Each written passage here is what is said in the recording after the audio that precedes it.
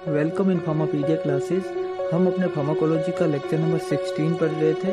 Topic का नाम था non steroid anti inflammatory drug. तो इसका हमने पार्ट फर्स्ट पढ़ चुके हैं, आज हम पार्ट 2 पढ़ेंगे।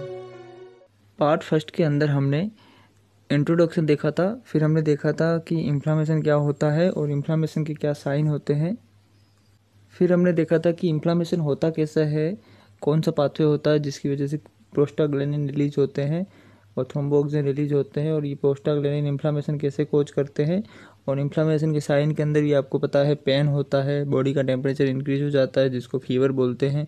तो ये सब चीज़ें हमने देखी थी। यहाँ पे हमने आर्किडोनिक एसिड के बारे में देखा था। Unsaturated non essential fatty acid है ये, 4 डबल बॉन्ड है, 20 कार्बन, ये सब चीज़ें हमने देखी थी फर्स्ट वीडियो के अंदर। उसके बाद हमने ड्रग का क्लासिफिकेशन देखा था, जिसमें पहली जो क्लास थी वो थी सैलिसिलिक एसिड डेरिवेटिव। इसके बाद जो सेकंड क्लास थी वो थी 3,5 पायराजोलिडीन डेरिवेटिव। फिर हमने एंथ्रानिलिक एसिड डेरिवेटिव की ड्रग के बारे में देखा था। फिर एराइल प्रोपियोनिक एसिड ड्रग के बारे में देखा था। नेक्स्ट जो क्लास थी वो थी एराइल एसिटिक एसिड डेरिवेटिव, जिसके अंदर डाइक्लोफेनिक ड्रग आती है। फिर हमने इंडोल डेरिवेटिव ड्रग देखा था, जिसमें इंडोमिथासिन आती है, ऑक्सीकेम डेरिवेटिव, फिर पायरोल डेरिवेटिव, लास्ट में पैरामिनोफिनोल डेरिवेटिव। ये सब क्लास हमने देखी थी। आज हम इस क्लास के बारे में थोड़ा डिटेल से देखेंगे। तो पहले तो आपको क्लासिफिकेशन याद करना है, उसके बाद आपको इन ड्रग के बारे में कुछ इंपॉर्टेंट पॉइंट है वो सब याद रखने पड़ेंगे जो एग्ज़ाम में पूछे जाते हैं।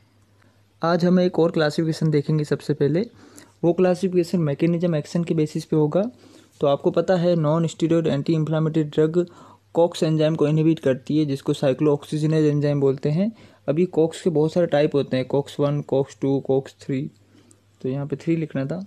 तो कॉक्स 3 ये टाइप होते हैं। तो कौन सी ड्रग कौन से कॉक्स पे इनहिबिट करेगी उसके बेसिस पे क्लासीफाई किया गया है ड्रग को। सॉरी, यहाँ पे 3 लिखा हुआ है। पहले देखेंगे कॉक्स 1 इनहिबिटर। तो ये सारी ड्रग कॉक्स 1 पे ही एक्ट करती है, जिसके अंदर एस्प्रिन ड्रग आती है, इंडोमिथासिन आती है, डाइक्लोफेनेक आती है और आइबुप्रोफेन आती है। और भी ड्रग है कॉक्स 1 इनहिबिटर में, पर ये सारी इंपॉर्टेंट ड्रग है। एस्प्रिन कॉक्स 1 को इरिवर्सिबल इनहिबिट करती है, ये एग्जाम में पूछा गया है, आगे हम वैसे भी देखने वाले हैं, तो आपको ये ड्रग याद रखनी है। इसके बाद जो सेकेंड क्लास है वो है preferential cox 2 and cox 1 inhibitor. तो ये सारी ड्रग कॉक्स 2 पे बाइंड होती है और कॉक्स 1 पे ही होती है, बट कॉक्स 2 पे ज़्यादा बाइंड होती है ड्रग। तो इसमें ड्रग आती है नींबूस्लाइड आती है, जो हमने क्लासिफिकेशन में नहीं पढ़ा था, जो पीछे हमने जो क्लासिफिकेशन देखा है उसमें नहीं था, बट आप याद रखना ये नींबूस्लाइड सल्फोनामाइड डेरिवेटिव क्लास की ड्रग है जो यूज की जाती है एज ए एंटी इन्फ्लामेटरी। इसके बाद नामब्यूमेटोन, ये ड्रग अब देखेंगे, हमने देखा था ये ड्रग प्रोपियोनिक क्लास में। इसके बाद मेलोक्सिकैम है, ये ड्रग आपको याद रखना है। इसके बाद सेलेक्टिव कॉक्स 2 इनहिबिटर, इसके ऊपर डायरेक्ट एग्जाम में क्वेश्चन आता है कौन सी सेलेक्टिव कॉक्स 2 इनहिबिटर है। तो इसके अंदर सिलिकॉक्सिब आती है, रोफिकॉक्सिब आती है, मेलोकॉक्सिब आती है। जो जितनी भी कॉक्सिब ड्रग है लास्ट में COXIB लिखा हुआ है, वो सारी ड्रग सेलेक्टिव कॉक्स 2 इनहिबिटर के अंदर आती है। इसके बाद सेलेक्टिव कॉक्स 3 इनहिबिटर, तो इसके अंदर एक ही ड्रग है, वो है पैरासीटामोल। तो आपको याद रखना है, ये एग्जाम में पूछ सकते हैं। पैरासीटामोल जो एंटीपायरेटिक है, जो एनाल्जेसिक इतनी इसकी अच्छी एक्टिविटी नहीं रहती, बट वो फीवर को कम करती है ड्रग। तो वो कौन से कौन से एंजाइम को ब्लॉक करती है, वो कॉक्स 3 को करती है। तो ये आपको याद रखना है। और एक आपके लिए क्वेश्चन है कि हाउस कीपिंग फंक्शन के लिए कौन सा एंजाइम रिस्पॉन्सिबल है। अब वो कॉक्स ही एंजाइम में रिस्पॉन्सिबल है, पर कौन सा, कॉक्स 1, कॉक्स 2, कॉक्स 3। तो ये आपको पता करना है और कमेंट करके बताना है। हमने मैकेनिज्म ऑफ एक्शन के बेसिस पे क्लासिफिकेशन देख लिया। अब हम साइड इफ़ेक्ट देखेंगे। तो हम जितनी भी इम्पोर्टेंट ड्रग है जिनके जो इम्पोर्टेंट साइड इफ़ेक्ट है वो सारे इस एक स्लाइड के अंदर ही हम देखेंगे। तो ये स्लाइड बहुत ही ज़्यादा इंपॉर्टेंट है, एग्जाम में ज़्यादातर क्वेश्चन इस स्लाइड में से आते हैं। तो ये आपको याद रखनी पड़ेगी ये स्लाइड, क्योंकि मैं जब आपको ड्रग पढ़ाऊँगा तब मैं आपको वहाँ साइड इफ़ेक्ट नहीं बताऊँगा, साइड इफ़ेक्ट सबका एक साथ कंबाइन करके बता रहा हूँ। सारी जो NC ड्रग है नॉन स्टीरॉयड एंटी इन्फ्लामेटरी, उन ड्रग के साइड इफ़ेक्ट रहते हैं गैस्ट्रिक इरिटेशन होता है, नोजिया, वोमिटिंग, एपिगैस्ट्रिक पेन होता है। ये सारे कॉमन है सब में। और ज़्यादा टाइम तक लेते हैं जब हम NC ड्रग तो गैस्ट्रिक अल्सर हो जाते हैं। तो ये हमने अल्सर में भी ये चीज़ देखी थी। तो सारी NC अल्सर कोज करती है एक्सेप्ट कौन सी, सेलेक्टिव कॉक्स 2 इनहिबिटर। ये बहुत ही ज़्यादा इंपॉर्टेंट है। ये सेलेक्टिव कॉक्स 2 इनहिबिटर अल्सर नहीं करती। इसके अंदर सिलिकॉक्सिब वगैरह ड्रग आती है जो कॉक्सिब वाली, तो ये आपको याद रखना है। सारी करती है peptic ulcer cause, but except selective cox 2 inhibitor. इसके बाद कौन सी जो एनासिड ड्रग है, एनसिड ड्रग है, जो लीवर को डैमेज करती है, हेपेटोटॉक्सिक ड्रग है, तो उसके अंदर निम्बुसलाइड आती है और पीसीएम पैरासीटामोल की ज़्यादा डोज हो जाती है तो ये क्या करती है, हेपेटोटॉक्सिसिटी करती है, ये तो आपने सुना ही होगा। और निम्बुसलाइड भी आपको याद रखना है, ये ड्रग इंडिया में बच्चों के लिए बैन है। बैन क्यों है? क्योंकि ये हेपेटोटॉक्सिसिटी करती है और बहुत सारे विदेश की बहुत सारी कंट्रियाँ हैं उनमें ये निम्बुसलाइड ड्रग बैन है, तो ये आपको याद रखना है। इसके बाद बोन मैरो सप्रेशन कौन सी एनसिड ड्रग करती है, तो वह एनाल्जिन और फिनाइल ब्यूटाजोन। इसके अंदर ऑक्सीबीटाजोन भी आती है, ये भी ऑक्सीबीटाजोन और फिनाइल ब्यूटाजोन दोनों ड्रग ही बोन मैरो सप्रेशन करेगी। तो बोन मैरो सप्रेशन करेगी तो WBC का काउंट कम हो जाएगा, RBC का भी कम हो जाएगा, तो ये आपको याद रखना है। इसके बाद डायरिया कौन सी ड्रग करती है, वो है मीफिनामिक एसिड और मैक्लोफिनामिक एसिड, तो ये हम पढ़ने वाले हैं, तो ये आपको याद रखना है, ये 2-3 बार आपको स्लाइड देखनी है। इसके बाद फ्रंटल हेडेक कौन सी ड्रग करती है, ये एग्जाम में बहुत बार पूछा गया है, ये है इंडोमिथासिन। तो इंडोमिथासिन का ये एक इंपॉर्टेंट साइड इफेक्ट है, आपको याद रखना है। इसके बाद हार्ट बर्न कौन सी ड्रग करती है, वो है पायरोक्सिकम, ये भी एग्जाम में पूछा हुआ है। इसके बाद एक साइड इफेक्ट है एनसिड का, वो है सोडियम वाटर रिटेंशन या फिर GFR यहाँ पे गलत लिख लिया मैंने, ग्लोमेरुलस फिल्ट्रेशन रेट लिखना था, तो वो डिक्रीज हो जाती है।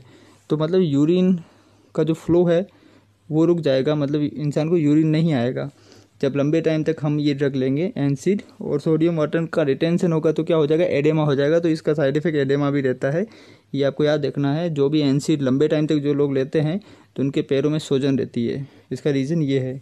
इसके बाद है कार्डियोवास्कुलर डिसऑर्डर कौन सी ड्रग करती है एनसिड में, या फिर इसको ऐसा लिख सकते हैं थ्रोम्बोलिक डिसऑर्डर। इसके अंदर सेलेक्टिव COX-2 इनहिबिटर ड्रग आती है, तो सेलेक्टिव COX-2 इनहिबिटर के अंदर सिलिकॉक्सिब वगैरह ये ड्रग आती है जो अभी हमने पढ़ी थी क्लासिफिकेशन में।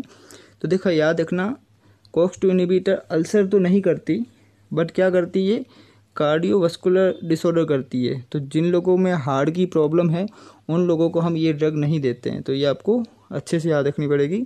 इसके बाद हम एस्प्रिन जो इम्पोर्टेंट ड्रग है, इसके साइड इफेक्ट अलग से देखेंगे, जिसके अंदर पहला साइड इफेक्ट है वो है टिनिटस। अभी टिनिटस क्या होता है, इसका मतलब है कि कान के अंदर घंटी बजना।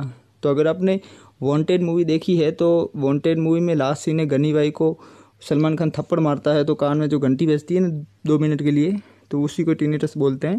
वर्टिगो चक्कर आना, रेस सिंड्रोम्स बोलते हैं, तो ये बहुत इंपॉर्टेंट है, ये आपको याद रखना है। इसके बाद रिनीटाइटिस मतलब नोज बहना, अर्टिकेरिया, ये सब साइड इफेक्ट है एस्प्रिन के जो एग्जाम में पूछे जाते हैं, आपको याद रखना है। प्रेग्नेंट वुमेन को एस्प्रिन नहीं देते, क्यों नहीं देते, क्योंकि डक्टस आर्टरीज रहती है बेबी के अंदर, जो पेट में अंदर होता है माँ के, तब वो डक्टस आर्टरीज क्लोज हो जाती है, तो बेबी जब जन्म लेता है उसके बाद तो हमें क्लोज करनी पड़ती है, इसलिए हम एस्प्रिन इंडोमिथासिन देते हैं। बट अगर हम पहले दे देंगे प्रेगनेंसी के टाइम एस्प्रिन को, तो पहले ही वो डक्टस आर्टरीओसिस से वो ब्लॉक हो जाएगी, तो इसकी वजह से क्या होगा, बेबी जो जन्म लेगा उसमें लो वेट बेबी भी जन्म लेता है, तो ये भी एस्प्रिन का ही साइड इफेक्ट है, आपको याद रखना है। अब हम यूज़ देखेंगे सारे एनसिड के। तो सारी एनसिड आपको पता है पेन में यूज़ की जाती है, तो ऑल टाइप पेन में यूज़ की जाएगी, हेडेक में, बैकेट में, ये सब में यूज़ की जाएगी एनसिड। इसके बाद एक्यूट रूमेटॉइड आर्थराइटिस में ये ड्रग यूज़ की जाएगी। क्लोज डक्टस आर्टियोसिस जो मैंने अभी बताया, पहले एस्प्रिन को नहीं ली जाती जब प्रेग्नेंट वूमेन होती है, बट जब बेबी जन्म ले लेता है, जब उसके अंदर डक्टस आर्टियोसिस रहती है, ये क्या रहता है, ये आर्ट्रियम के अंदर ये दोनों में कनेक्शन रहने वाला एक आर्टियोज है जो दोनों में ऑक्सीजनेट ब्लड ट्रांसफ़र करता है। तो इतना आपको मैकेनिज्म नहीं देखना है, बेबी जब पेट में होता है तब ये खुली रहनी चाहिए, बट जन्म लेने के बाद ये क्लोज हो जानी चाहिए। जब बेबी के अंदर क्लोज नहीं हो जाती तो हम बाहर से एस्प्रिन और इंडोमिथासिन देते हैं डक्टस आर्टियोसिस को क्लोज करने के लिए, तो वहाँ पे भी यूज़ की जाती है। इसके बाद रेडिएशन सिकनेस डायरिया हो जाता है, वहाँ पे एस्प्रिन को यूज़ किया जाता है, ये आपको याद रखना है। एक्यूट गाउट के अंदर भी ये ड्रग यूज़ की जाती है, बट एस्प्रिन नहीं करते, बाकी सारी ड्रग करते हैं, क्योंकि एस्प्रिन का एक और साइड इफेक्ट है वो है हाइपर यूरिसेमिया। तो गाउट में आपको पता है यूरिया का लेवल बढ़ जाता है, यूरिक एसिड का लेवल डिपॉजिट हो जाता है अपने जॉइंट के अंदर, तो वहाँ पर हम नहीं देते एस्प्रिन को। अब हम इम्पोर्टेंट ड्रग इंट्रैक्शन देखेंगे जो एग्ज़ाम में ज़्यादातर पूछे जाते हैं इस टॉपिक से, तो आपको ये याद रखने हैं। इसमें पहला जो ड्रग इंट्रैक्शन है वो है एस्प्रिन और स्पाइरोनोलेक्टोन का। तो आपको पता है स्पाइरोनोलेक्टोन पोटेशियम स्पायरिंग डाययूरेटिक ड्रग है, तो जब इन दोनों को साथ में देंगे तो कम्पिटेटिवली इनहिबिट करेगा ट्यूबुलर सिक्रेशन का, किसका, स्पाइरोनोलेक्टोन का। तो आपको पता है स्पाइरोनोलेक्टोन की साइड क्या है, अपने कलेक्टिंग डक्ट है, वहाँ पे जाके ये अपना एक्शन देगी। बट एस्प्रिन को इसके साथ दे दिया तो एस्प्रिन इसके साथ compete करेगी ट्यूबुलर सिक्रेशन प्रोसेस में, तो ये क्या करेगी, कलेक्टिंग डक्ट तक जा ही नहीं पाएगी ड्रग, तो अपना एक्शन नहीं देगी, तो मतलब एंटागोनाइज एक्शन हो जाएगा। इसके बाद एस्प्रिन को हम प्रोबेनासाइड के साथ नहीं देते, तो क्यों नहीं देते, प्रोबेनासाइड आपको पता है इसका भी एक्शन कहाँ रहता है, अपने यूरिनरी सिस्टम के वहीं रहता है, तो एस्प्रिन को साथ में देंगे तो ये भी क्या करेगा, इसका कम्पिटेटिव है इसका ट्यूबुलर सिक्रेशन का, तो प्रोबेनासाइड का एक्शन रोक देगी ये ड्रग।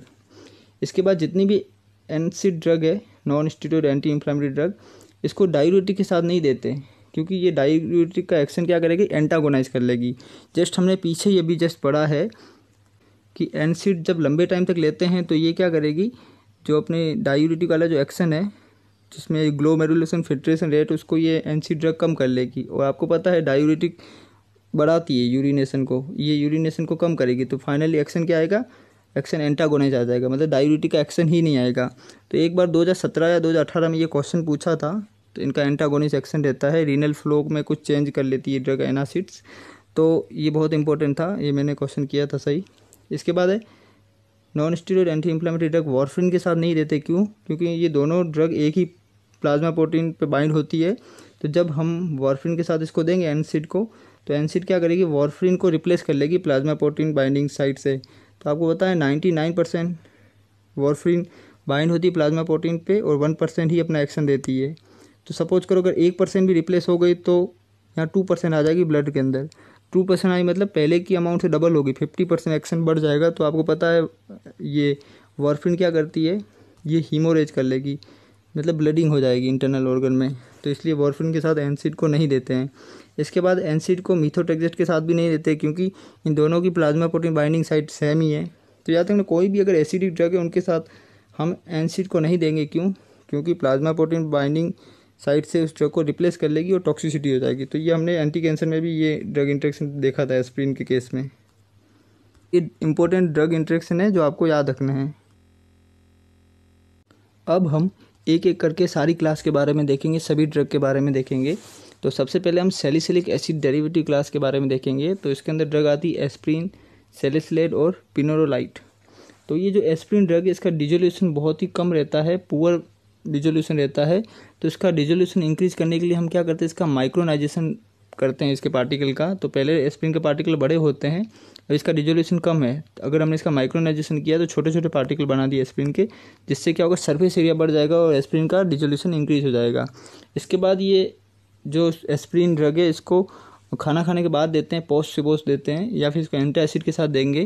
क्यों देंगे, क्योंकि एस्प्रिन अल्सर करती है, वो अल्सर करती है। इसके बाद एस्प्रिन का अगर हम लो डोज देंगे 75 to 150, तो ये ड्रग क्या करेगी, ये थ्रोम्बोएक्सिन एंजाइम को इनहिबिट करेगी, ये प्लेटलेट का जो काउंट है उसको कम करती है, मतलब ब्लड को थिन करेगी। तो ये मायोकार्डियल इन्फेक्शन में ये ड्रग यूज़ की जाती है लो डोज में। अगर हाई डोज देंगे, मतलब जो नॉर्मल डोज है एनासिड वाली, तो उसमें ये इरिवर्सिबली इनहिबिट करेगी COX-1 एंजाइम को। तो ये बहुत ही ज़्यादा इंपॉर्टेंट है, ये इरिवर्सिबली इनहिबिट करेगी COX-1 एंजाइम को। बाकी ड्रग इरिवर्सिबल नहीं करती, सारी रिवर्सिबली इनहिबिट करती है, तो ये आपको याद रखना है। अब सबसे पहले हम एस्प्रिन का स्ट्रक्चर देखेंगे। तो एस्प्रिन क्या है, सैलिसिलिक एसिड डेरिवेटिव है। तो सैलिसिलिक एसिड क्या होता है, तो ये बेंजीन है, और इस बेंजीन के ऊपर OH ग्रुप और इसके जस्ट बाजू वाले कार्बन में कार्बोक्सिल ग्रुप रहता है, इसको बोलते हैं सैलिसिलिक एसिड। तो सैलिसिलिक एसिड से ही एस्प्रिन बनती है। तो ये है एस्प्रिन। अगर इन दोनों का स्ट्रक्चर देखोगे तो देखो, ये तो आपको दिख रहा है कार्बोक्सिलिक एसिड, तो ये तो सेम टू सेम है, और यहाँ पे इस हाइड्रोजन को रिप्लेस किया गया है किससे, एसिटाइल ग्रुप से। तो हम जब सैलिसिलिक एसिड का एसिटाइलेशन कराते हैं तो एस्प्रिन बनती है। तो ये आपको याद रखना है, बस इसमें यहाँ पे एसिटाइलेशन किया है इसीलिए यहाँ पे एसिटाइल ग्रुप है। अगर आप देखोगे ये एसिटाइल ग्रुप है। तो एसिटाइलेशन किससे करते हैं, तो एनहाइड्रेट लेते हैं, एसिडिक एनहाइड्रेट से करते हैं सैलिसिलिक एसिड का एसिटाइलेशन, जिससे एस्प्रिन बन जाती है। तो ये आपको याद रखना, IUPAC नाम आप इजीली कर लोगे, सैलिसिलिक एसिड से ही होगा, इसमें ऑक्सीजन के ऊपर एसिटाइल आ जाएगा। इसके बाद सैलिसिलेट ड्रग है। तो ये सैलिसिलेट ड्रग है। तो ये सैलिसिलेट पूछते हैं क्या है, तो ये डाइमर है 2 सैलिसिलिक एसिड का। तो देखोगे यहाँ पे, ये देखो यहाँ पे ये सैलिसिलिक एसिड एक, और ये दूसरा वाला सैलिसिलिक एसिड है यहाँ पे, उसको पूरा लिया जाए तो 2 सैलिसिलिक एसिड का डाइमर है सैलिसिलेट। तो ये भी यूज़ किया जाता है। इसके बाद नेक्स्ट ड्रग है वो बिनोरोलाइट है।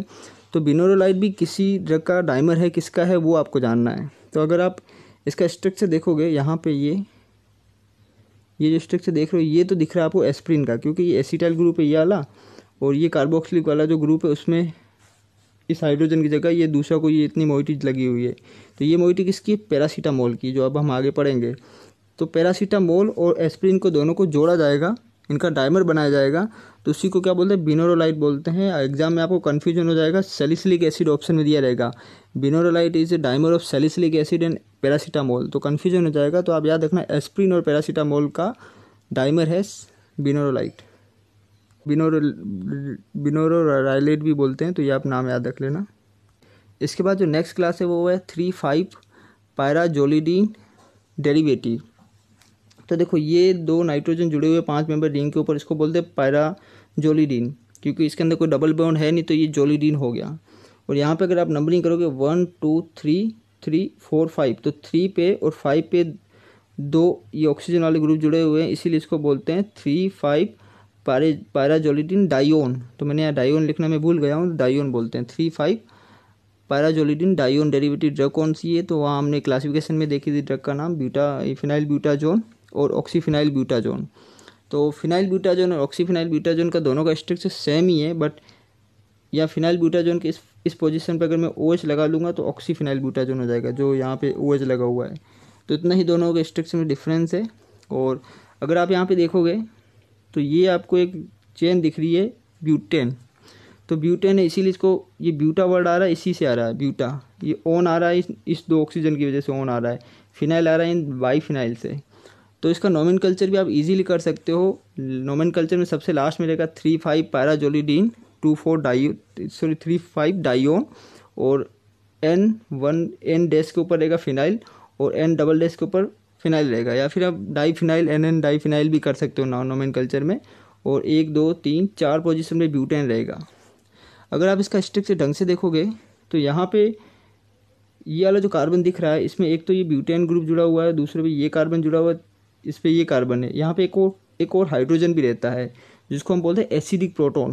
तो फिनाइल ब्यूटाजोन में जो मैकेनिज्म एक्शन के लिए जो रिस्पॉन्सिबल रहता है वो एसिडिक प्रोटॉन रहता है। तो ये आपको याद रखना है, ये एसिडिक प्रोटॉन ही फार्माकोफोर ग्रुप है। फार्माकोफोर ग्रुप किसको बोलते हैं, जो रिस्पॉन्सिबल रहता है एक्शन के लिए, जो एनासिड वाला जो एक्शन आता है वो इस एसिडिक प्रोटॉन की वजह से आता है। तो ये भी आपको याद रखना है। नेक्स्ट जो क्लास है उस क्लास का नाम है एंथ्रानिलिक एसिड डेरिवेटिव। अब एंथ्रानिलिक एसिड किसको बोलते हैं, तो देखो ये फिनाइल है, फिनाइल के इस पोजीशन पे अगर मैं कार्बोक्सिलिक ग्रुप लगा दूं और यहाँ पे अगर मैं NH2 लगा देता हूँ, तो ये जो ग्रुप बना इसको बोलते हैं एंथ्रानिलिक एसिड डेरिवेटिव। तो इसके अंदर ड्रग आती है मीफिनामिक एसिड और मिक्लोफिनामिक एसिड, 1-2 ड्रग और भी होगी इस क्लास की, बट मैं ये जो मेन ड्रग है वही आपको बता रहा हूँ। तो देखो यहाँ पे ये फिनाइल है, ये कार्बोक्सिलिक ग्रुप है और यहाँ पे NH ग्रुप है। तो देखो ये वाला सिस्टम है पूरा, तो इसीलिए इसको बोलते हैं एंथ्रानिलिक एसिड डेरिवेटिव। अब ये जो NH है यहाँ पे ये पूरा ग्रुप जुड़ा हुआ है, जिसमें क्या जुड़ा हुआ है, फिनाइल जुड़ा हुआ है, जिसके 1 2 और 3 पे डाईमिथाइल ग्रुप जुड़ा हुआ है, इसीलिए इसको मीफिनामिक एसिड बोलते हैं। इसको बोलते हैं मिक्लोफिनामिक एसिड, क्योंकि इसके ऊपर क्लोरीन जुड़े रहते हैं। तो स्ट्रक्चर इतना इंपॉर्टेंट नहीं है, बस आपको आइडिया रहना चाहिए कि ड्रग कौन सी आती है एंथ्रानिलिक एसिड डेरिवेटिव के अंदर, तो वो आती है मीफिनामिक एसिड और मिक्लोफिनामिक एसिड। अब इस ड्रग का जो सिंथेसिस प्रोसेस होता है, तो ये जो इन दोनों रिंगों को आपस में जोड़ा जाता है वो किस सिंथेसिस प्रोसेस से जोड़ा जाता है, उसको बोलते हैं उल्मान कंडेंसेशन। इससे ये ड्रग बनाई जाती है। तो ये भी आपको याद रखना है, वैसे एग्जाम में पूछा नहीं जाता आजकल। इसके बाद इसके साइड इफेक्ट क्या है, डायरिया है जो हमने देख लिया। इसके बाद जो नेक्स्ट क्लास है उसका नाम है एराइल प्रोपियोनिक एसिड डेरिवेटिव। तो एराइल मतलब क्या हुआ, कोई एरोमेटिक रिंग, और प्रोपियोनिक एसिड क्या हुआ, तो देखो ये है प्रोपियोनिक एसिड। अगर मैं इसको कार्बोक्सिलिक एसिड को 1 कार्बन दे दूँ 1, इसको 2 और इसको 3, तो ये है प्रोपियोनिक एसिड डेरिवेटिव। देखो ये 1 और 2 पोजीशन पे क्या जुड़ा हुआ, ये पूरा ग्रुप जुड़ा हुआ है। तो देख रहे हैं जितनी भी ड्रग है एराइल प्रोपियोनिक एसिड डेरिवेटिव, इन सब में ये अलग ग्रुप कॉमन रहेगा। ये ग्रुप को अगर मैं डायरेक्ट सीधा लिखूँ तो ये क्या है, ये CH3 है और ये CH है और यहाँ पे कार्बोक्सिलिक ग्रुप है। तो यही तो प्रोपियोनिक एसिड हुआ, और यहाँ पे CH वाले पोजीशन पे अलग अलग ग्रुप लगे हुए हैं। तो अगर आप पहली जो ड्रग देखोगे उसका नाम है आइबुप्रोपेन। तो देखो आइबुप्रोपेन में क्या जुड़ा हुआ है, ये है ग्रुप जुड़ा हुआ आइसोब्यूटाइल फिनाइल की 4 पोजीशन पे, और ये फिनाइल मोइटी प्रोपियोनिक एसिड के ऊपर जुड़ी हुई है। तो ये है आइबुप्रोफेन। इसका आप नोमेनक्लेचर आप इजीली कर सकते हो। अगर आप प्रोपियोनिक एसिड से कर पाओ तो प्रोपियोनिक एसिड कर लो, लास्ट में लिख लो प्रोपियोनिक एसिड। उसके 2 पोजीशन पे क्या लिखोगे आप, ये पूरा 4 आइसोब्यूटाइल फिनाइल। तो इस तरह से आप IUPAC नेम कर सकते हो। इसी तरह आप कीटोप्रोपेन देखोगे तो एग्जैक्टली ये मोइटी तो सेम टू सेम है कीटोप्रोपेन के अंदर, बट यहाँ पे अगर आप देखो तो फिनाइल ग्रुप लगा हुआ था, यहाँ पे ये आइसोब्यूटाइल ग्रुप था, तो यहाँ पे क्या है, कीटोन ग्रुप है, फिनाइल कीटोन। तो देखो ये कीटोप्रोपेन है, कीटोन मतलब ये कीटोन ग्रुप है। तो इस तरह से आप नोमेनक्लेचर कर सकते हो। इसके बाद आप ड्रग देखोगे ये फिनोप्रोपेन, तो फिनोप्रोपेन में क्या फिनॉक्सी ग्रुप लगा हुआ है। ये प्रोपियोनिक एसिड सेम है, फिनाइल सेम है। देखो एराइल प्रोपियोनिक एसिड, तो ये पूरी मोइटी हो गई, इतनी पूरी मोइटी एराइल प्रोपियोनिक एसिड। यहाँ पे फिनॉक्सी ग्रुप लग गया तो फिनोप्रोपेन हो गया। क्योंकि इसके अंदर aryl propionic acid moiety common है, इसीलिए इस क्लास का नाम भी एराइल प्रोपियोनिक एसिड डेरिवेटिव है। इसके बाद नेक्स्ट जो ड्रग देखोगे उसका नाम है नेप्रोक्सेन। तो नेप्रोक्सेन में नेफ्थलीन की फीलिंग आ रही है। तो देखो ये नेफ्थलीन मोइटी है, मिथॉक्सी ग्रुप यहाँ पे लगा हुआ है और बाकी ये प्रोपियोनिक एसिड है। तो ये भी आपको याद रखना है। नेक्स्ट जो अपनी क्लास है उस क्लास का नाम है एराइल एसिडिक एसिड डेरिवेटिव। इसके अंदर ड्रग आती है डाइक्लोफिनेक। अब देखो इसका स्ट्रक्चर, एराइल एसिडिक एसिड, तो एराइल मतलब एरोमेटिक रिंग, तो ये हो गई एरोमेटिक रिंग और ये है एसिडिक एसिड। और इसके जस्ट 2 पोजीशन पे ये पूरी मोइटी जुड़ी हुई है। एक फिनाइल है, अमाइन ग्रुप से जुड़ी हुई है, अमाइनो लिंकेज से, और इसके ऊपर दो क्लोरीन लगे हुए हैं। तो आप जनरल आइडिया रखा करो स्ट्रक्चर का कि इसके अंदर क्या क्या ग्रुप होने चाहिए। तो आपको ये याद रहनी चाहिए डाइक्लोफिनेक किस क्लास की ड्रग है, वो एराइल एसिडिक एसिड की। एग्जाम में सीधा यही आता है। उसके बाद जो इम्पोर्टेंट ड्रग है जैसे एस्प्रिन है, डाइक्लोफिनेक है, और अभी हमने आइबुप्रोफेन पढ़ी ड्रग, इन सब के बेसिक स्ट्रक्चर के आइडिया होना चाहिए आपको कि इसके अंदर कौन सी मोइटी है, कौन सा ग्रुप लगा रहता है। तो 1-2 बार आप देखोगे, फिर एग्जाम के टाइम देखोगे तो आपको याद हो जाएंगे इजीली। नेक्स्ट जो अपनी क्लास है वो है इंडोल डेरिवेटिव। तो ये इंडोल डेरिवेटिव बहुत ही ज़्यादा इंपॉर्टेंट है, इस क्लास के अंदर क्वेश्चन आते हैं। तो इसके अंदर जो ड्रग आती है वो इंडोमिथासिन। अब ये इंडोमिथासिन का एस आइसोमर यूज़ किया जाता है, ये पहले याद रखना आपको। और ये है इंडोमिथासिन का स्ट्रक्चर, और ये इंडोल डेरिवेटिव है। तो ये जो रिंग दिख रही है आपको, ये है इंडोल फिनाइल, जिसके ऊपर 5 मेंबर की पायरोल रिंग जुड़ी हुई है, इसको बोलते हैं इंडोल रिंग, इसीलिए इसको बोलते हैं इंडोल डेरिवेटिव। अब इसका अगर स्ट्रक्चर ढंग से देखोगे तो मैं नंबरिंग करूँगा तो यहाँ से करूँगा 1 2 पे मिथाइल है, 3 पे क्या एसिडिक एसिड ग्रुप जुड़ा हुआ है, 3 4 5 पे मिथॉक्सी है, 6 7, और इसी एन के ऊपर क्या ग्रुप जुड़ा हुआ है, तो देखो ये कार्बोनाइल ग्रुप है जिसको का बेंजोइल ग्रुप बोलते हैं, पूरा बेंजोइल ग्रुप है। और बेंजोइल के 4 पे क्या क्लोरीन जुड़ा हुआ है। तो 1-2 बार आप स्ट्रक्चर को लिखोगे तो आप ये स्ट्रक्चर इजीली याद कर लोगे। अब इसका IUPAC नेम देखते हैं, क्योंकि एग्जाम में बहुत बार इसका IUPAC नेम पूछा गया है, बहुत लोगों को कन्फ्यूजन होता है। तो आपको स्ट्रक्चर का आइडिया लग गया है, IUPAC नेम भी आप इजीली पता कर लोगे। तो इसका आप IUPAC नेम देखोगे, नीचे मैंने लिखा है ये वाला। अब इसका IUPAC नेम देखो इसने कहाँ से किया है, तो इसने किया है एसिडिक एसिड से किया है नाम। तो ये है एसिडिक एसिड। इस एसिडिक एसिड का ये कार्बन 1 है और ये कार्बन 2 है। तो ये जो 2 कार्बन है तो इसीलिए आगे जो 2 लिखा है इसने, सबसे पहले 2 से स्टार्ट किया है, क्योंकि नोमेनक्लेचर एसिडिक एसिड से कर रहा है। तो सबसे पहले 2 एसिडिक एसिड का जो 2 नंबर का कार्बन है उसके ऊपर ये सारी पूरी मोइटी जुड़ी हुई है। और इस पूरी मोइटी का नाम इस पूरे में इतना तक लिख लिया इसने। क्या कैसे लिखा है वो हम देखेंगे। तो देखो जस्ट इसके बाद इसने ब्रैकेट किया, इसमें 1 लिखा है। तो 1 क्या हुआ, तो 1 देखो 1, ये जो मोइटी है इसका नाइट्रोजन ये 1 है, और इस 1 के ऊपर क्या जुड़ा हुआ है, तो ये अलग ग्रुप जुड़ा हुआ है।